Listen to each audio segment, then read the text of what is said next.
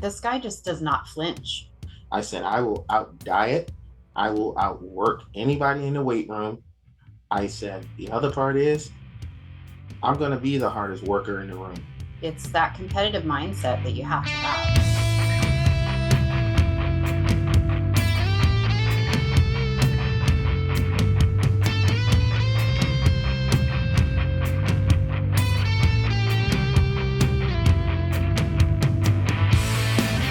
Hey, everybody, and welcome to episode 151 of the SupersetYourLife.com podcast. Rico Bland is back on the show. We celebrated his 50th birthday back on episode 50.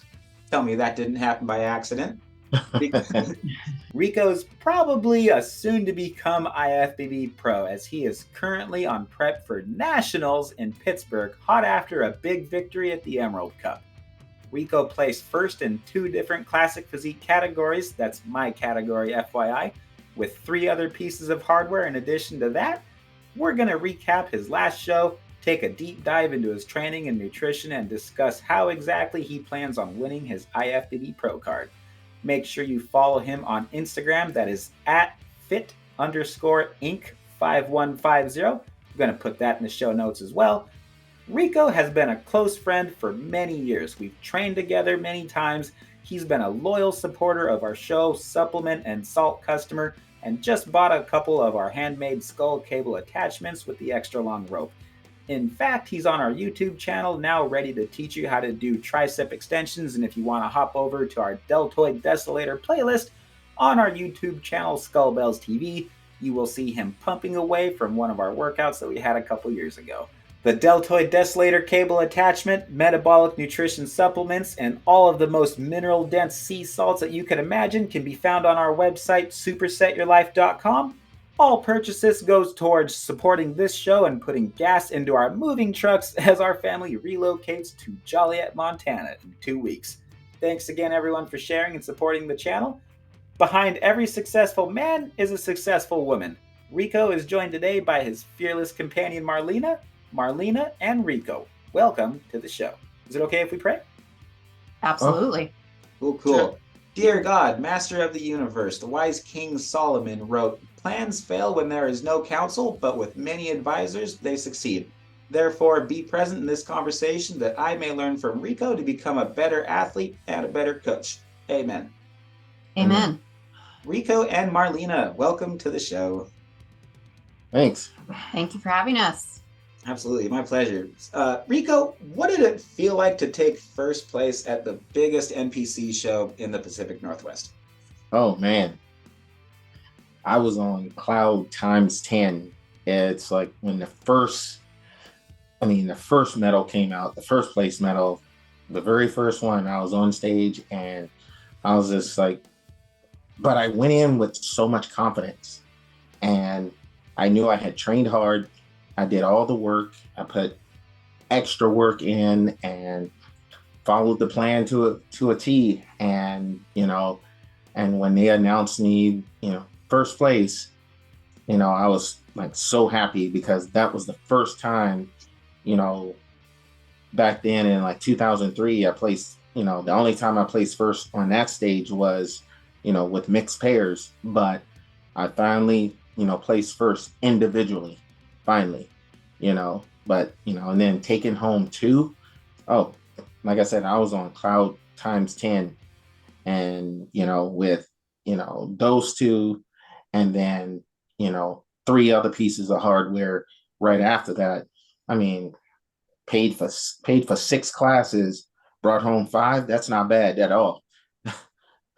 That's amazing. Yeah, I did 5 classes at the Northern Classic and never really had a break. It's just like, oh, you're on stage again. You're on stage again. You're on stage again.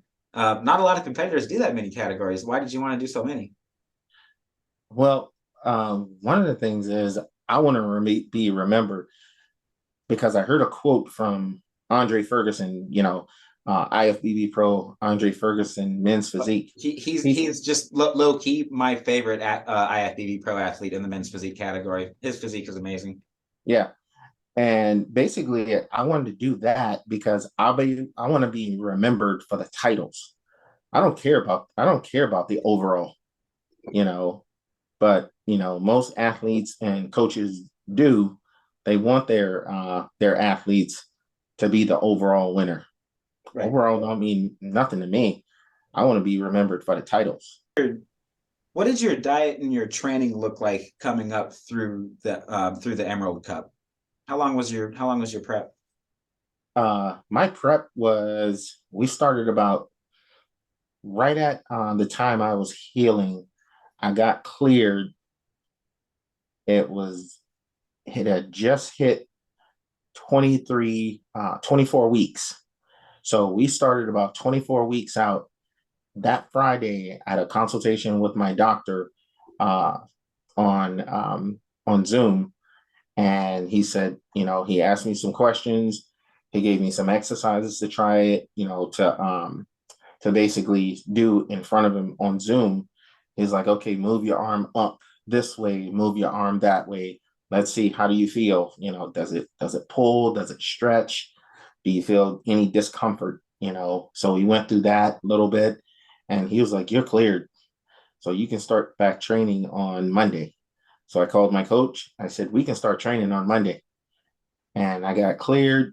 And then from there, my diet was, we started at about roughly 7 ounces of protein, probably kept the carbs right at 150 grams, just so I can get back acclimated. My body can get used to taking a lot of protein, a lot of carbs, and a lot of veggies.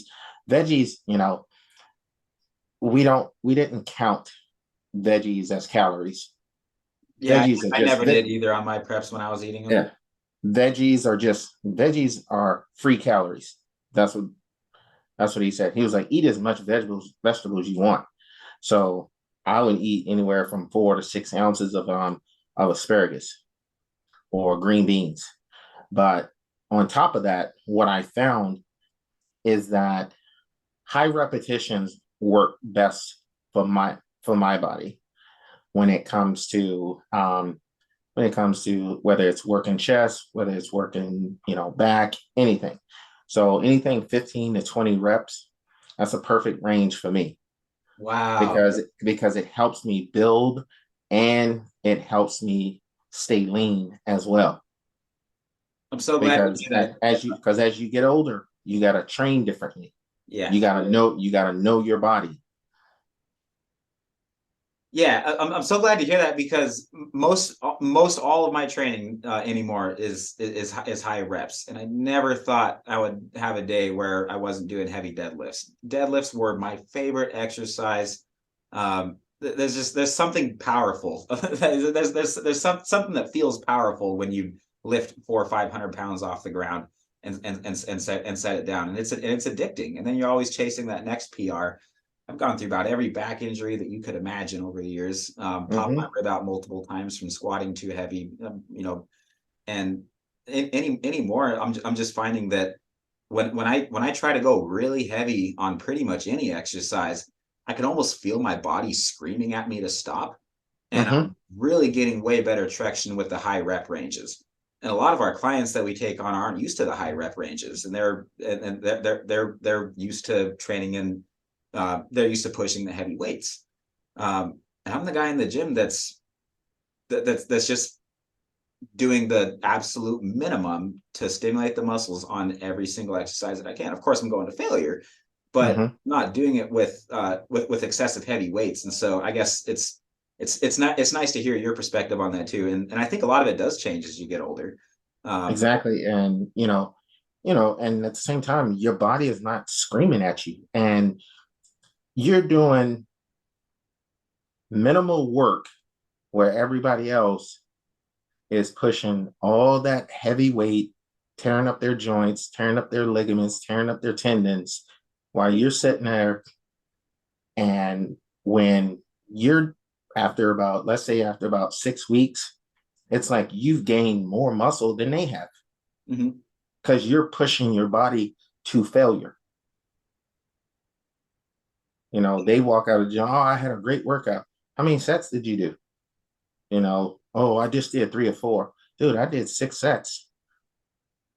15 to 20. Mm-hmm. Oh, yeah, my legs are torn up. And that way, at the same time, my lines at the Emerald Cup, my lines were deeper than anybody else's. Because Yeah, I've never seen, especially your midsection, that condition before. Yeah, and how I got to that point, I started using, so one of my good friends, her and I started talking about 2, 3 years ago.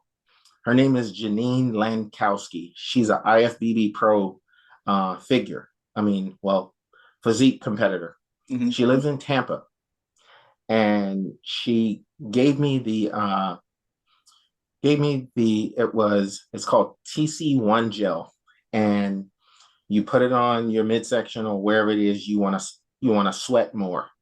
And what it does, it pulls more water from your midsection. But at the same time, I was wearing a waist trainer too. So don't be fooled. Those waist trainers, they do work, but you have to use them every single day. And I used mine for 24 weeks, and that's how my midsection got that shredded and that small.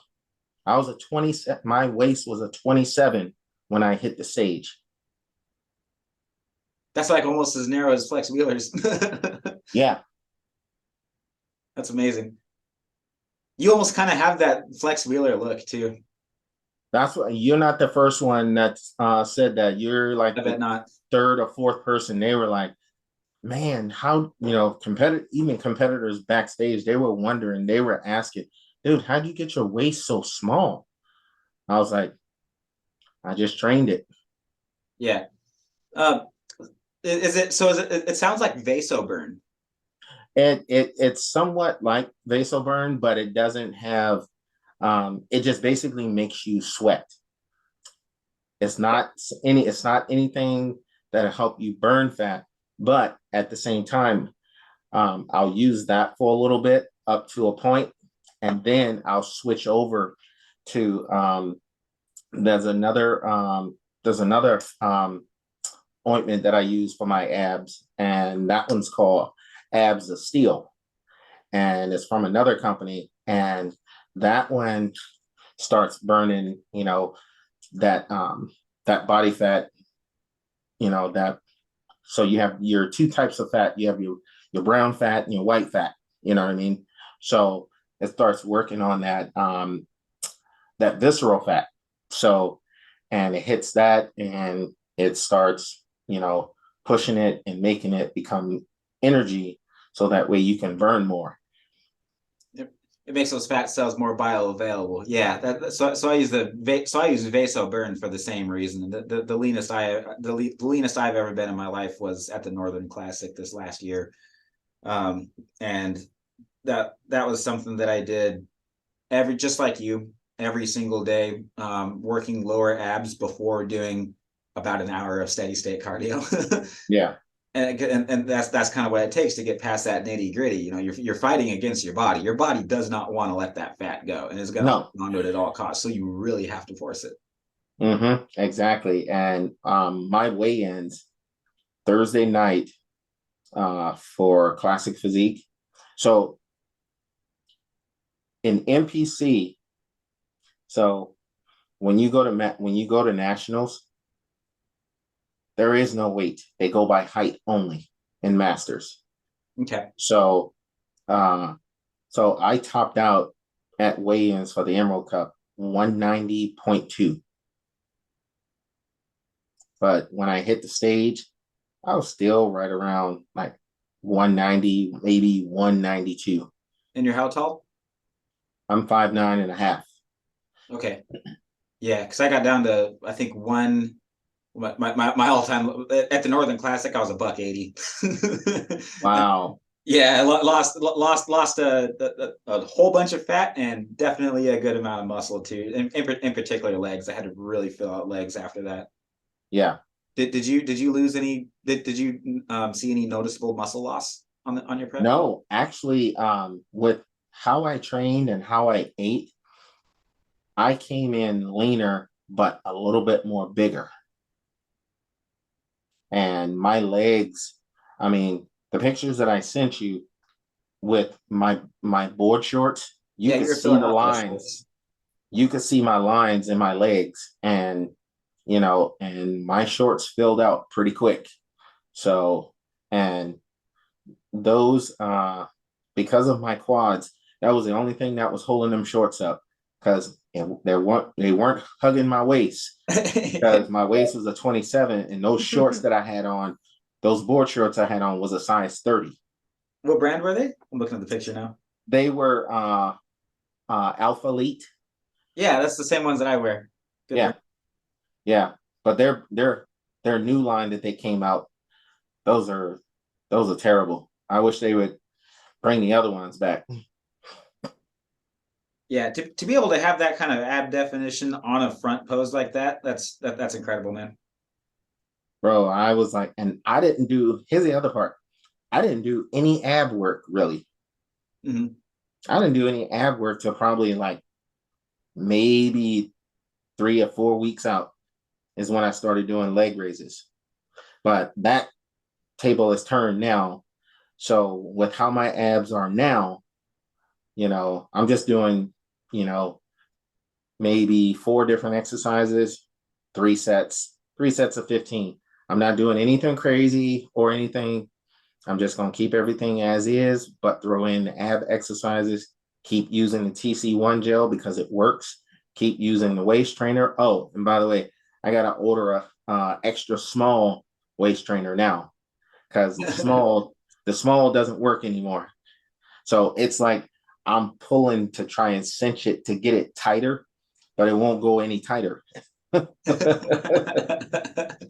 I got to order the extra small and then keep using the TC1 gel and the abs of steel. So, it's one of those things. It's like, like on the picture that when you sent me, people, they've been saying, hey, what's, at Nationals, a whole different ball game. I was like, man, Pittsburgh ain't seen me yet. Right. I remember you telling me that. And that's the attitude that you have to have going into a show. Yeah. So because I was basically doing the same thing too. It's just not really a lot of ab work, but more so just conditioning. And the timing for me was critical too. I never used a weight trainer, but I just used my Aesthetics belt. Basically, was doing the same thing. So yeah, I have one of those. I got one of those last year, one of the Aesthetics belts. So yeah, those are awesome guys. So good company. Yeah. So other than that, yeah, I was talking to them at the Emerald Cup. They said, once, when you get that pro card, call us up. We'll make you a special belt. I was like, oh, you'll be making me a special belt. Right on. Like I was telling Marlena the other day, I was telling her, I said, I have the same confidence going into nationals as I did with the Emerald Cup. That I'm going to come home with, here's the thing. People call it cockiness, but I just call it confidence. I am going to come home with pro cards, not a pro card. So, if you believe it, and will it to your existence, then it'll happen. So I don't have any doubt or negative thoughts going through my head that I won't get it. Mm-hmm. What differences, what improvements are you trying to make between this last show and Pittsburgh? That's going to be my upper chest and a little bit more. They said a little bit more size on my quads and my my rhomboids, my mid to mid back, and a little bit more across the upper back.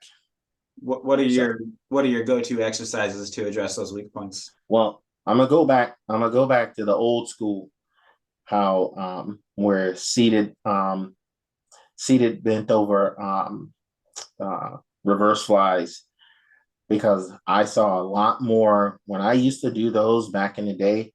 I saw a lot more definition in my upper back. Basically what I would do. I'm sorry. So you do that because I'm more familiar with that as being a rear deltoid exercise. So you're doing that to target your mid back, huh? Yeah, for just for the the upper back and everything.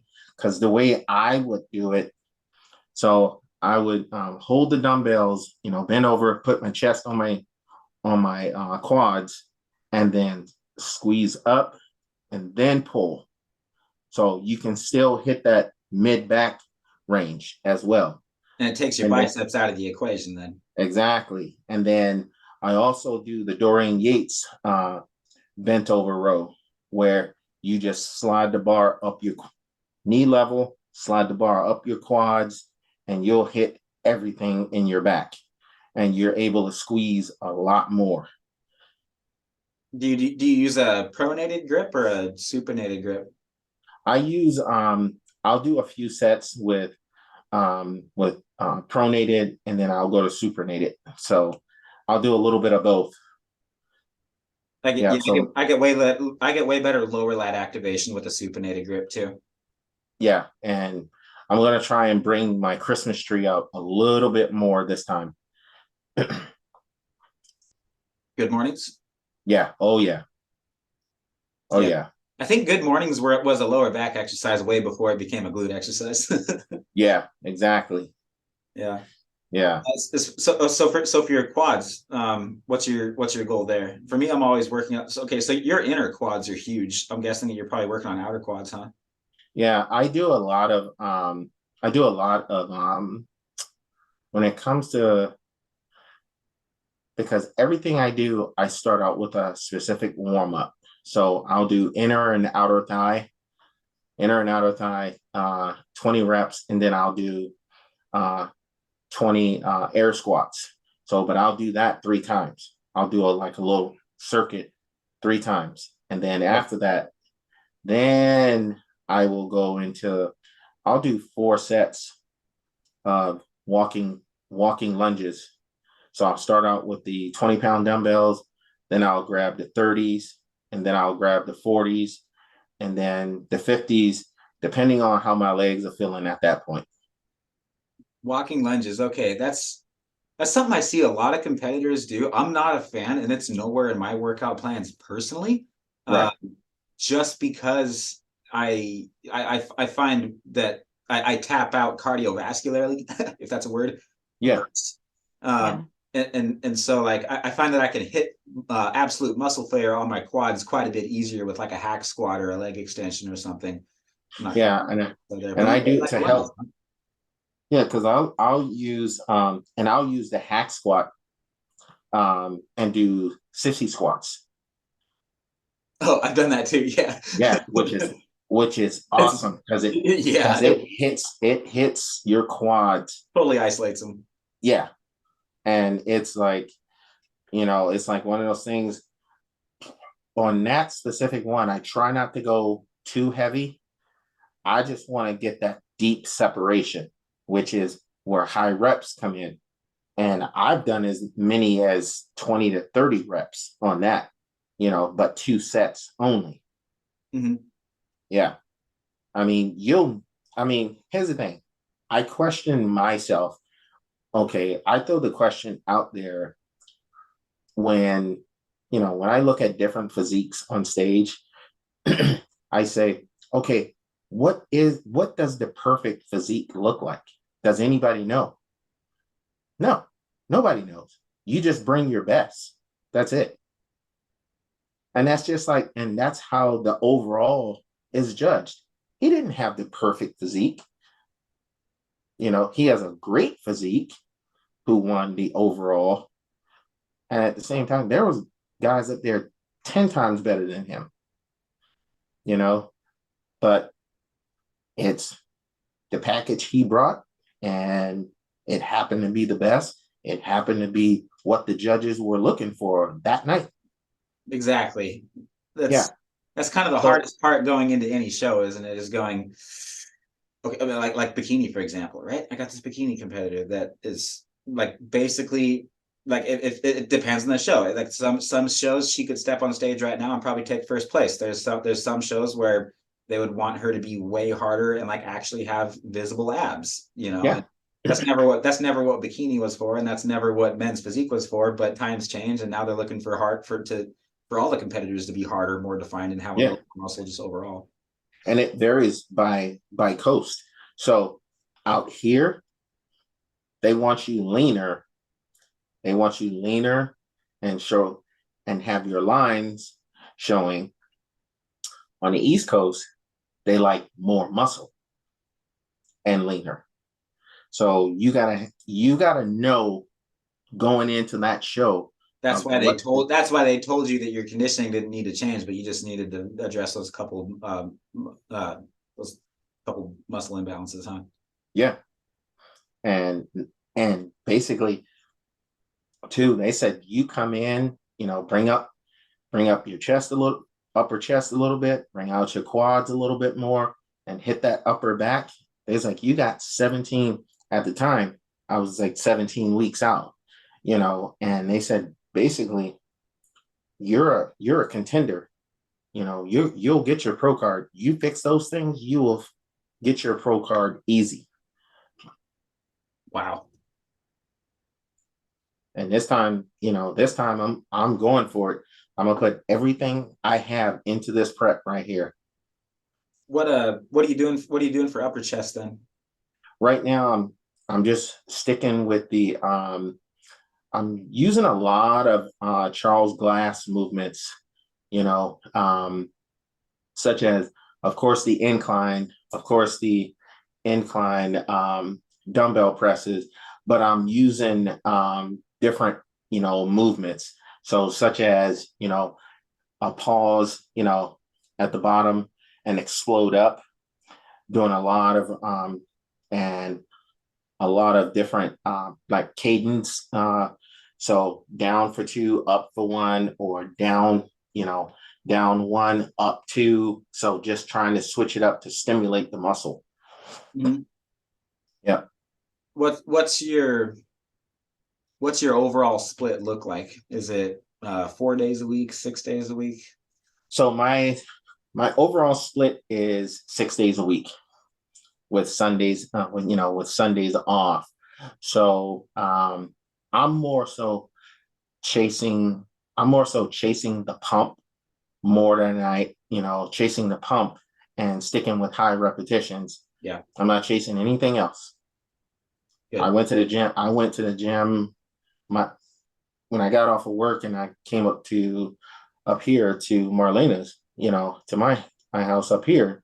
It was more of, she didn't want to go and work out, but when she saw how disciplined and has learned how disciplined I am, that made her want to go even more, because, on top of that, and her on the treadmill and her looking down at me going, just in her head, it's just like one of those things like, man, he is like on it and on a whole different level. That's amazing. There's an IFBB pro that trains at the gym just down the road from us, and whenever I've been, most of my training I do at home, but whenever I've been at the gym and had a day where I'm like, you know what, I don't think my post-workout cardio is going to happen today. I look at him and I'm like, he's on the stair mill. That's why he's an IFBB pro. All right. I'm going to the stair mill too. Exactly. I got to finish my workout. Exactly. That's why it's like, so there are days that I do when I'm up here and it's like, babe, I'm too tired. No, you're not. Get up. We're going to the gym. She has to be my motivation. And because she sees, so going through this last prep coat, there was so many times she had to like get me up, like literally. It was like one time it surprised the crap out of me. Bro, I was laying down. She pulled the blankets off of me. She was like, get up. You got to go to the gym and work out. And I was like, I looked at her like, and she looked at me like she was like not backing down at all. She was like, get up, get dressed. We're going to the gym. I was like, if I don't get up, I ain't even gonna say nothing else. So I got up, got dressed, but I understand why she did it because I told her my goal, and it was one of those things. It's like, you want that goal, How you gonna get there laying in bed? That was her way of saying, like, get up and train, go, let's go. And so, but now, with everything else, now this was her first bodybuilding show that she's ever gone to. Now she sees it, what it takes to get on stage, all the hard work, all the eating, all the training, everything. And also that's what made her want to get on stage. Yeah, next year. That's true. That's kind of how it went with Taylor and me too. It's a total team. It's a total team sport. What did that look like for the two of you on peak week? And you seeing, I mean, I don't know how you are on peak week, but like I can't remember anybody's names. I can't remember crap. I can't think about crap. If I can get to the gym and back, like that's a successful day on peak week. For me, it's like, because I have been bodybuilding for so long, Colt, peak week is just another week for me. Yeah, that's kind of where I'm at too now.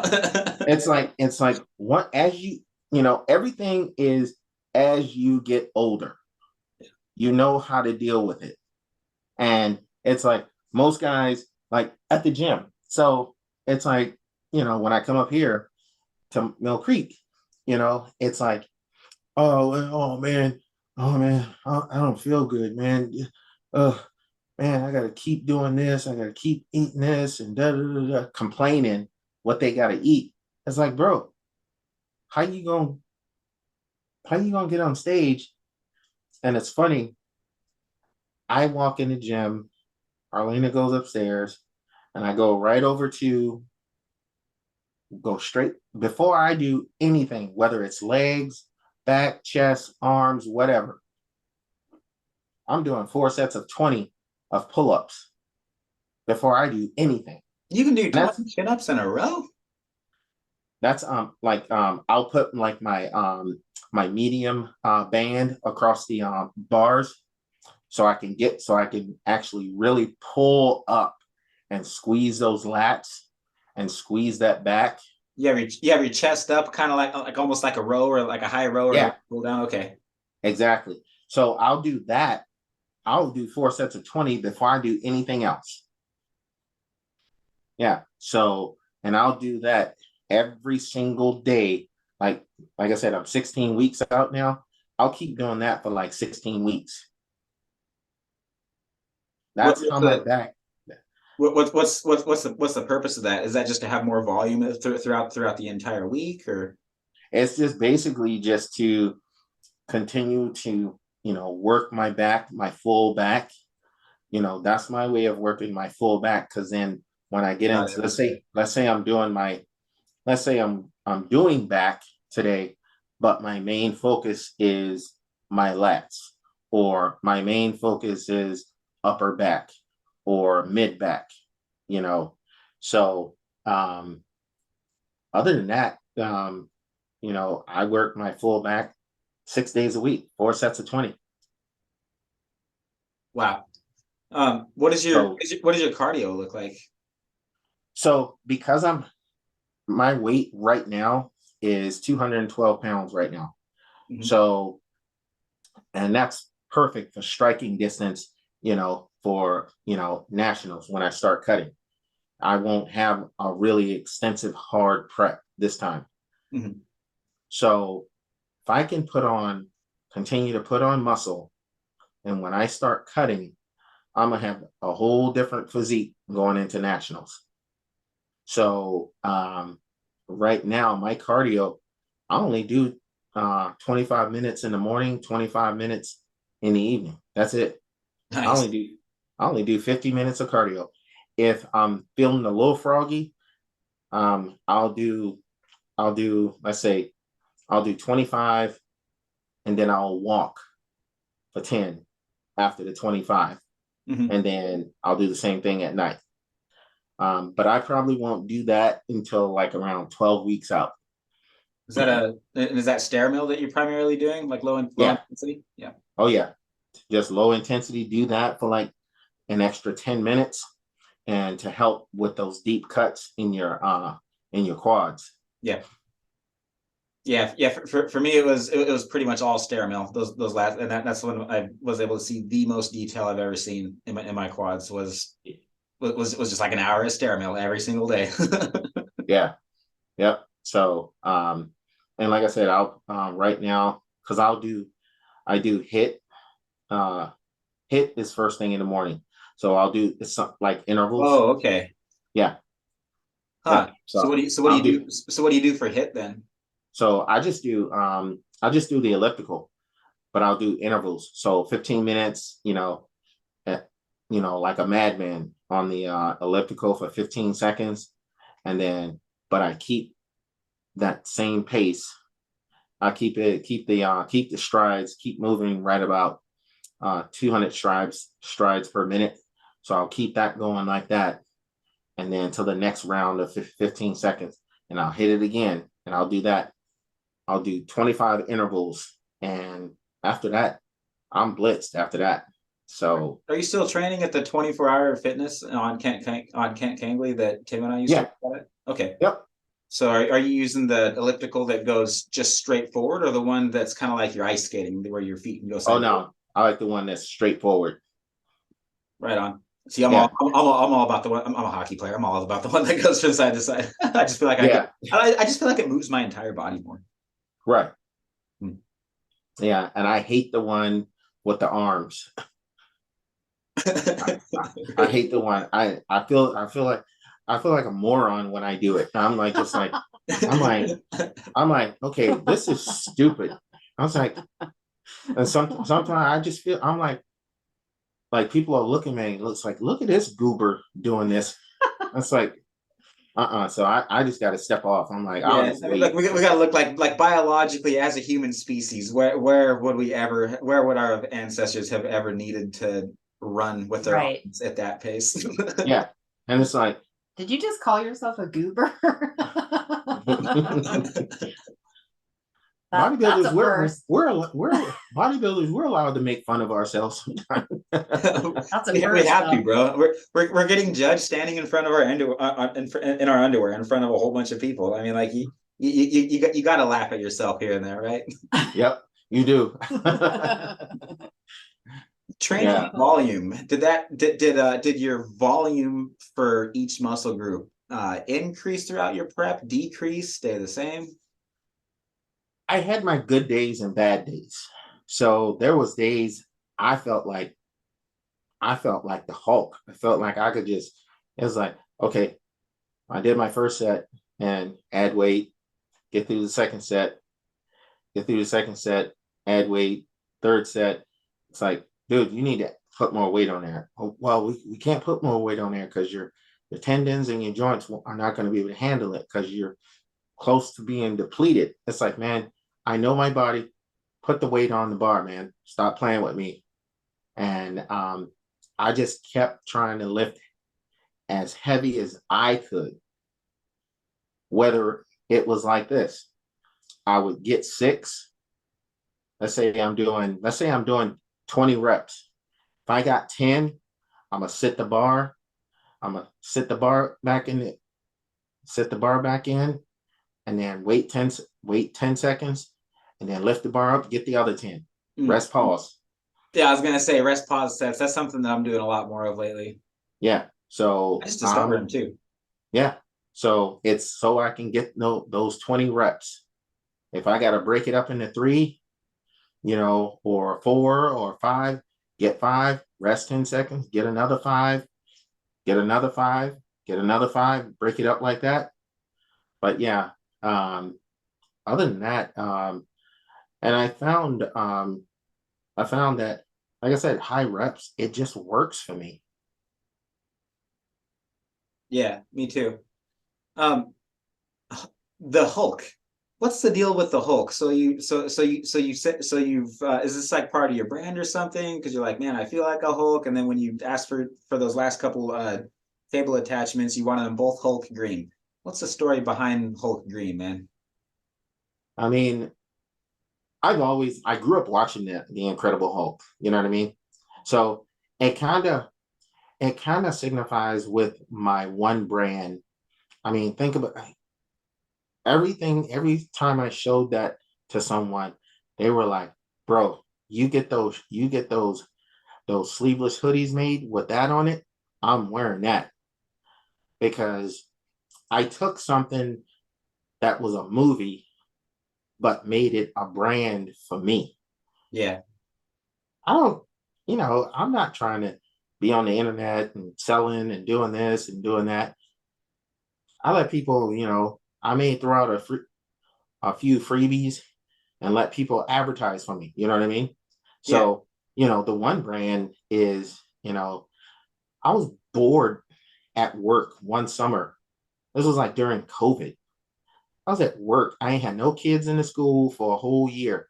So I'm sitting at my desk and I'm like, okay, I like wearing dark sport. Well, what about wearing my own stuff? And that's how that's how Crowned Ink Athletes was born. I was bored at work. And I was sitting at work and I was like, huh. I was like, what about something with a crown? And it just popped into my head. I went home, woke up at 3 o'clock in the morning, Colt. Woke up at 3 o'clock in the morning. I was like, oh, that's it. Crowned Ink Athletes. And then a few months later, I was literally watching the movie The League of Extraordinary Gentlemen. Heck, And I was like, good wait a movie, minute. good choice. I was like, wait a minute, hold on. And I thought about it and thought about it. I said, the League of Extraordinary Athletes. I was like, that is dope. And And you called me like a day or two after that, right? yeah, I did. Yeah, I remember Yeah. that conversation. I was like, that is brilliant. I was like, dude, what do you think about this? And he jumped on it too. He was like, dude, that is so dope. Where can people go to find your swag? I haven't created an actual website.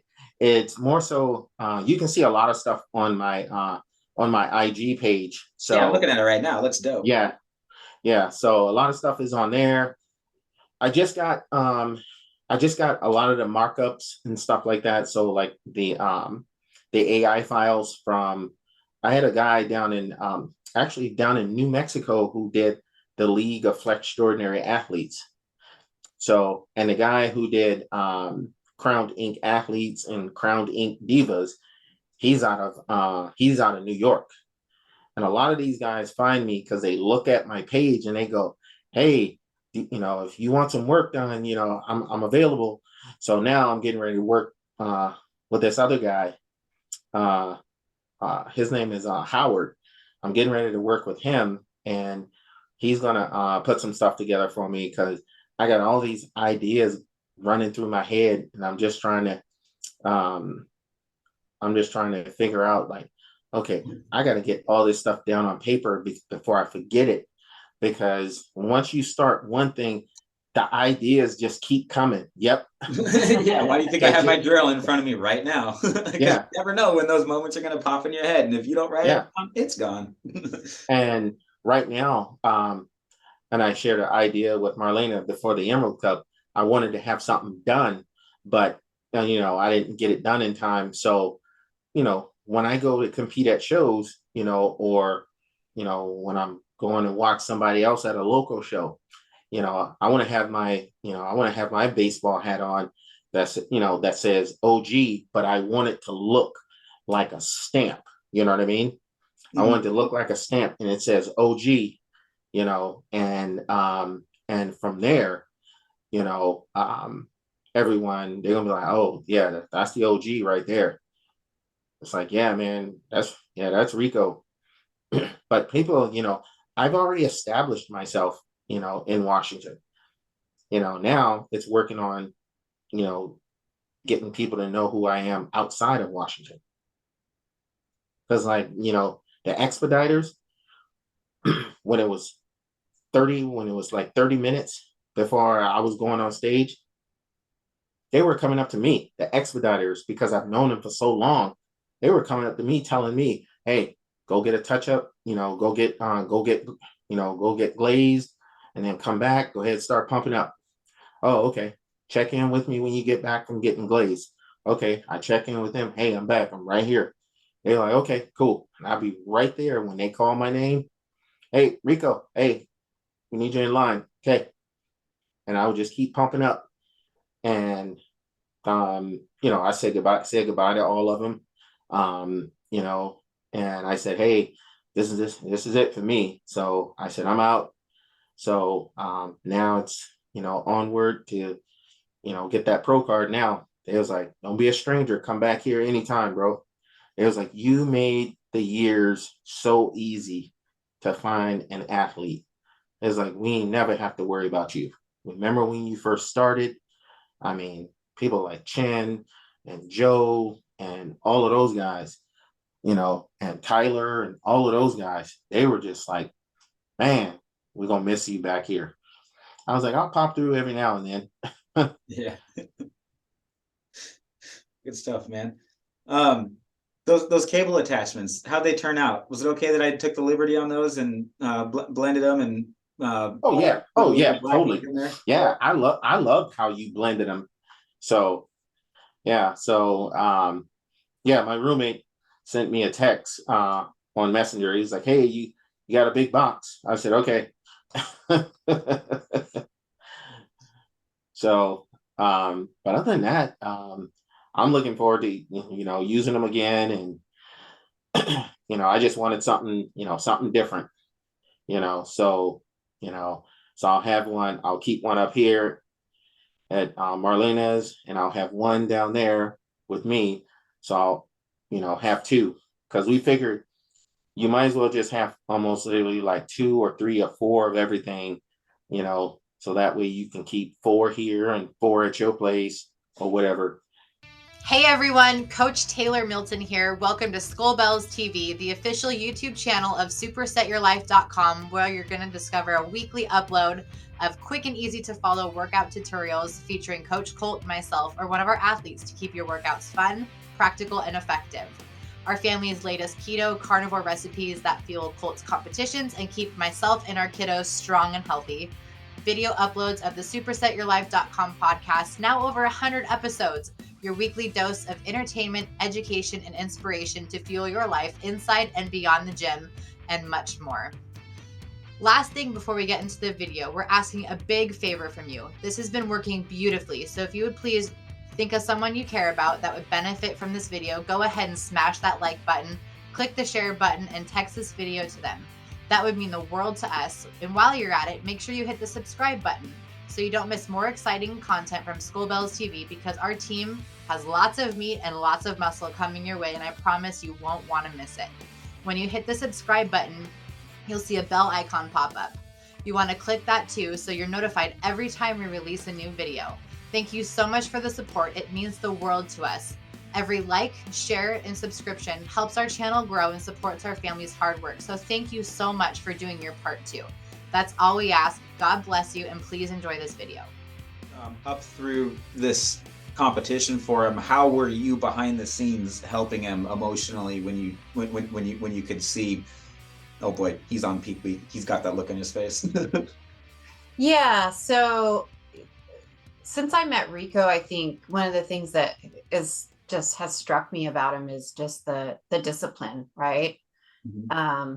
And really that's kind of what is attracting me to try and compete myself. You know, I've always been into fitness. I've done hot yoga for 14 years. I was a runner since high school. You know, I did track and field from the time I was in 5th, 6th grade. So I've always been kind of a fitness wellness geek, if you will, throughout my life. So now that I'm in my 50s, it's like, okay, the body needs a new challenge, right?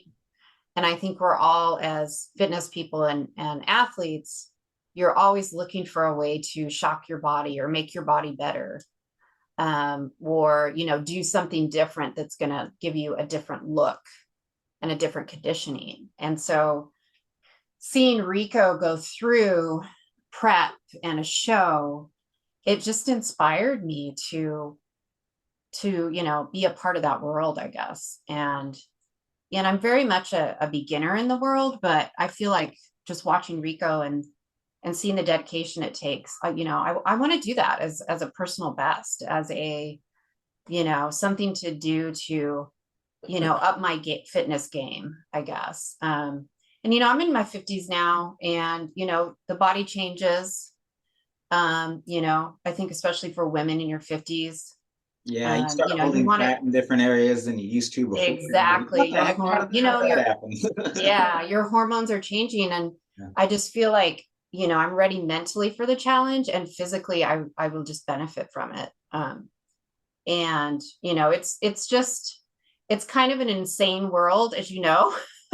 You have to be, Rico and I joke, you have to be a little bit crazy to do it, but it's a good crazy, because it's a, you know, personal best. It's a goal. It's, you know, and that's what attracts me to it, is, you know, that challenge. And it's just so inspiring. I mean, the Emerald Cup was just an inspiration to me, just to see all these people and to know the work it takes and the discipline, and, you know, get up and do your workouts, eat your meals, you know, go do your meal prep, you know, all of that I saw with Rico was an inspiration. But in terms of support, it's just, you know, like he said, it's get up, let's go to the gym. You know, when he's tired, he comes here and he's tired, and, you know, rest, babe, you know, just take a rest. It's okay to rest, you know. And I've had talks with Rico about how, you know, If even I got a nickel professional for every time my athletes, wife told me that, we'd be really diversified in our income. yeah. But, you know, even professional athletes talk about how important rest is. Yeah. You know, they're like, I get my 8 hours every night, because that's when your body recovers. And so, you know, a lot of that support is, it's okay to rest, you know, because I think when you have that competitive mindset like Rico does, and, you know, you and everyone else who does this, you know, you want to just go. You want to get it done, right? Which is great to have that motivation. But, you know, a lot of it was just reminding him that he needs to rest too.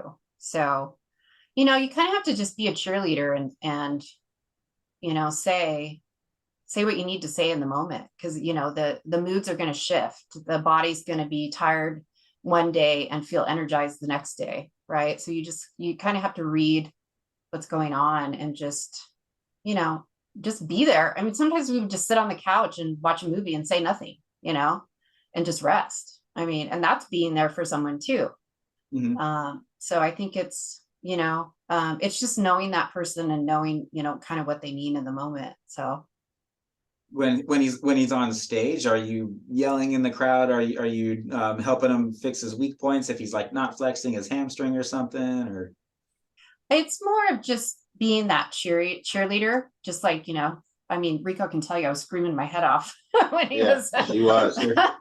Everyone was kind of going, who's I wish I was there that day too, by the way. I wasn't able to make, I had a client fly in that we were doing some other stuff, and so I went for Carly for the natural show the following day. But yeah, I would have given anything to see you on stage, man. It was incredible. I mean, he looked so good, and I heard the whole show was just crazy too. Like there was like not even it was really fun. But you know, Rico was backstage, and everyone was like, who is that screaming for you in the, that's how loud I was. Oh, cool. He's like, oh yeah, that's my girlfriend.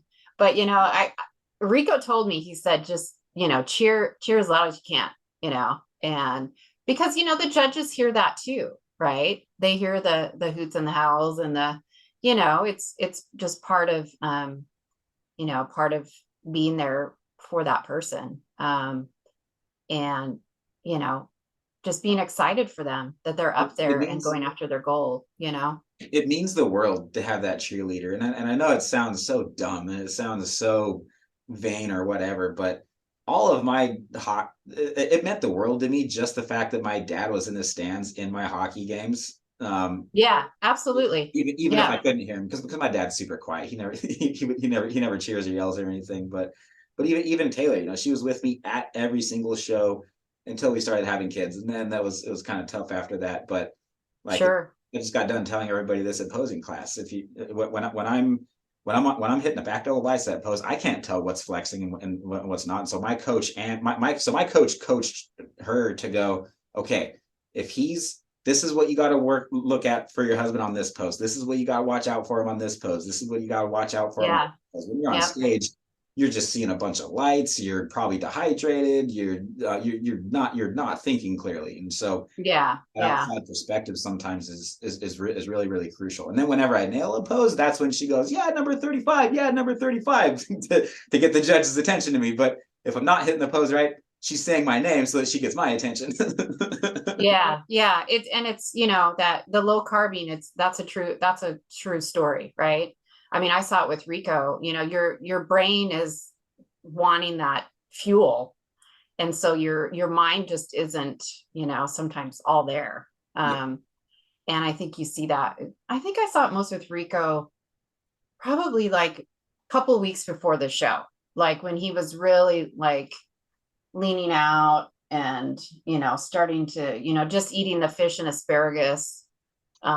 That's when I kind of saw, you know, where that low carb was affecting him. But you know, but he actually let me know all of this. Like, he set the expectation, like, this is going to happen. And I think that really helped me, that it was able to tell me, you know, this is what low carbing looks like. You know, you forget things, you know, you're tired all the time. You're really having to push your body. So I think setting that expectation and just talking about it and having that communication, it set me up to know, like, that's normal, you know, when you're going into a show. So that was really important, just that communication, that he let me know what to expect. And so when it came time, I was like, oh, okay, I get it. You told me this was going to happen. So, and I think that helps your supporter just be more informed and be more there for you. 100%. Yeah. That's really well said. Thanks so much for sharing that. Just for the record, most of our listeners are low carb, like all day, all day, every day. I know what you're describing was different because Rico. So when did you cut carbs?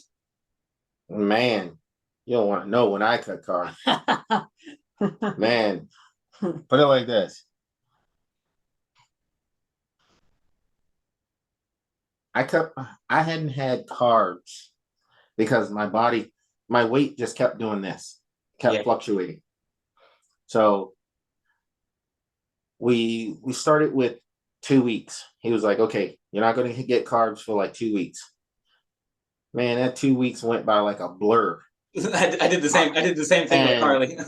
And that 2 weeks went by like a blur. And I was like, let's just keep them out. He's like, okay, that was 8 weeks. Okay, we talking, that's going to be 8 weeks that you are not going to have any carbs. I said, don't care. Yeah, being low carb sucks. Having no carbs at all, wonderful. Having a lot of carbs, not my thing either. But having low carbs, you're kind of shooting yourself in the foot, because it's like you're giving your body just enough fuel so that it wants more carbs. Yeah, exactly. But once you cut it all, it's almost like at that point your body goes, forget it. Okay, we're using fat as our primary fuel source. Yeah, and it's like I was still going in, training, you know, and then once I took out my my protein powder and all the BCAAs, all of that stuff, that's when the transformation started. Yeah. And Marlena looked at me one morning. She was like, you didn't have all of that 3 weeks ago. So where did that come from? Where did all of that come from? I mean, my waist just went, and then shoulders were more rounded. Mm-hmm. She was like, it was such a transformation. It was like in such a short amount of time. Yeah. Do you think you got into ketosis? Oh yeah. I think so. Oh because you could see it. It was amazing. My face was more shrunken in this time around than I was last year. You get like that real angled jaw look and everything. Oh yeah. And she saw it, like, especially right here. The sunken cheeks. She was like, look at your cheeks. Yeah. She was like, they are literally, the fat comes out of your face even. Yeah. You know? For sure. And that's when you know your body's eating that fat, right? Oh yeah.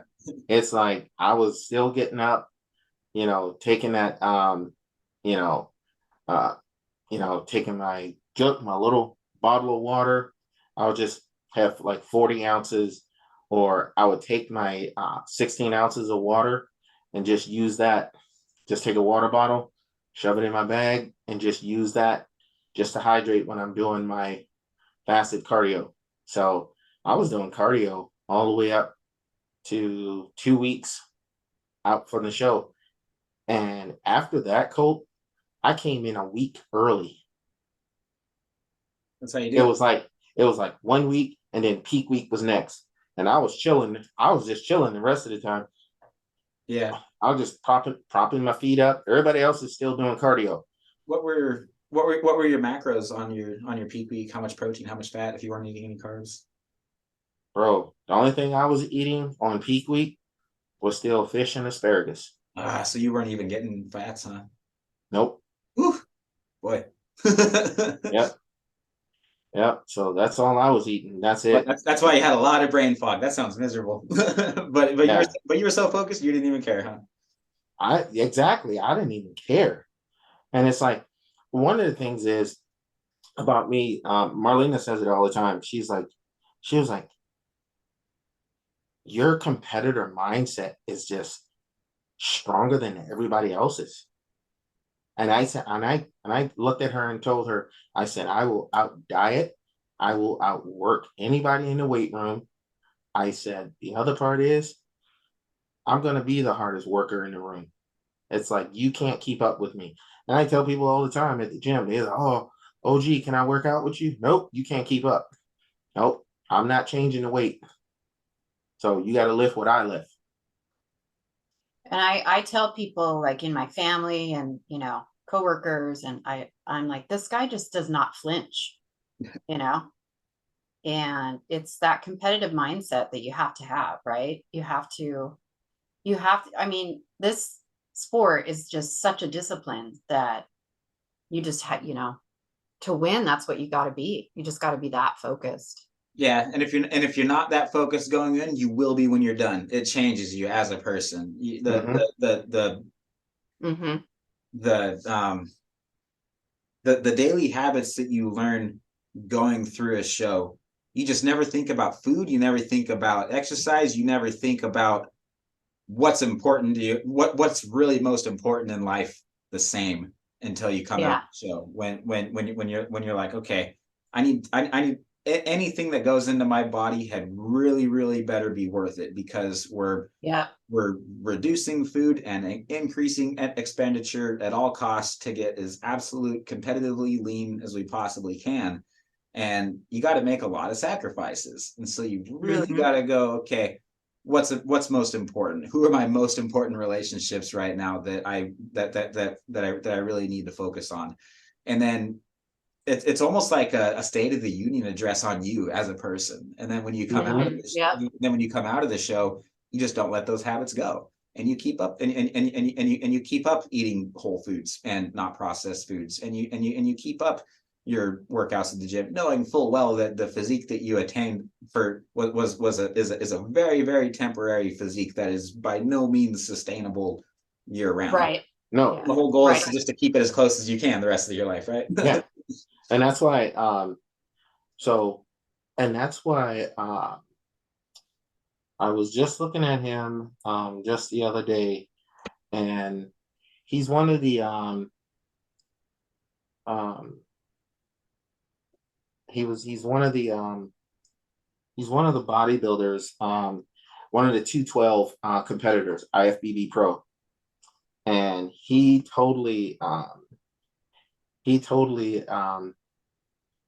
says he tries to stay right around, maybe maybe about 225, 230. He doesn't try to get as big because he wants to be right in striking distance to get down to 212, you know. And that's what really made me realize it's like, okay, I can't put a whole lot of weight on because then I'm going to have a real tough prep. I'm not trying to have another tough prep. So while I'm doing, somewhat getting prep right now, I'm just trying to lose as much, continue to do my cardio, continue to eat my food so my body can process and do what it needs to do to get down. So when I start cutting, it's going to be a piece of cake. You know what I mean? I'm not trying to do hours of cardio. And it all made sense, with this show. I said, you know what? When it's time to go to nationals, I'm going to keep my weight at a comfortable weight and be right around 210, somewhere around in there, be like 10 pounds, 10 pounds off. Yeah. Because like I said, there's no weight cut off. So I can roll in at, right around 205 or jump down to that 190 again and just come in lean and shredded. You know what I mean? Yeah. So the biggest thing is put on muscle, put on size, work on those 3 areas. If I can, break everything down. So, me, I love doing legs on Monday. So I'm just going to push my legs to as much as I can and get them legs, ready to go national level, back national level. And it's kind of stupid what I'm about to say, but the thing is, I started reading a little bit more about when it comes to seated rows. How can I hit my lats a little bit more? How can I, hit my mid back a little bit more? How can I hit my upper back more or whatever? So it's interesting how you find stuff and you go, huh, I've really seen that before, but okay. And you just kind of throw it into the mix and you go, oh yeah, it does work. Okay. And you kind of make a little note to keep it in. But for the most part, I don't do anything different. I don't do a whole lot of squatting like I used to. If I do, I'm using the pendulum squat, the plate loaded. So, or either. That's the one that looks like a trebuchet? Yes. Oh, when did 24 Hour? They don't have one of those. So no, when I go up to a different, when I come up here, because they have one up here, up at LA Fitness. So what? LA Fitness has a pendulum squat? Yeah. Okay, no way. Yeah. Yeah, because Body Shop Fitness has one, and so that's the one that I usually use when I'm there. Yeah, that one's real nice. That one's by Arsenal. Yeah. It's a good one. Yeah, and then because I'm going to, and also too, I'm going to Vegas with Marlena, and the one gym that I really want to go to is the Dragon's Lair. Yeah, I want to go to that one, and for the most part, it's I just want to bring in, as I told people this right here, I said, this time I'm going to beat the guy at the Emerald Cup. That's my goal. Yeah, and that's the number one person that you need, because at the end of the day, let's just play devil's advocate. Some guy comes in and wins first place in Pittsburgh that just looks like he was built on another planet. We all have that. We all have that dream crusher. You show up to a competition and you see this guy pump it up, and you're like, man, why did I even go for it?